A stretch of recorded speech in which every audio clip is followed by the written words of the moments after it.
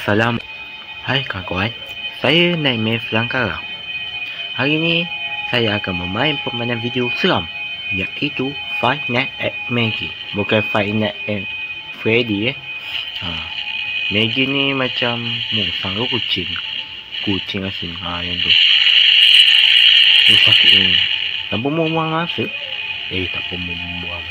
Tanpa membuang masa, mari sama-sama kita mulakan. Hello Anton, Maggie Magical War.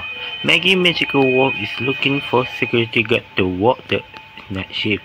1 hour later. Ini namanya.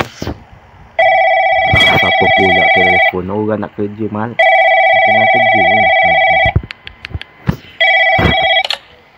Hey, welcome to your job. Ya.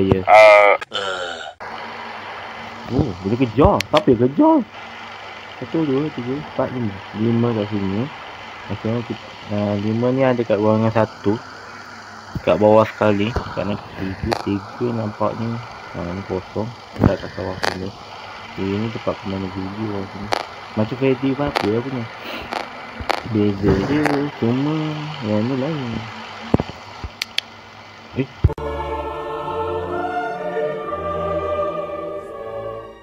Apa benda tadi?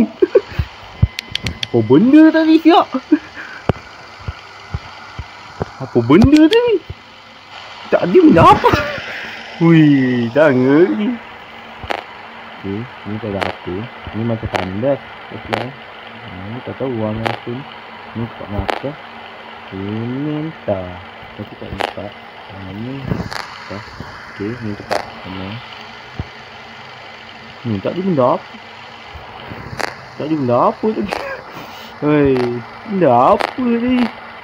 Duduk. Wush. Wush. Astaghfirullahaladzim.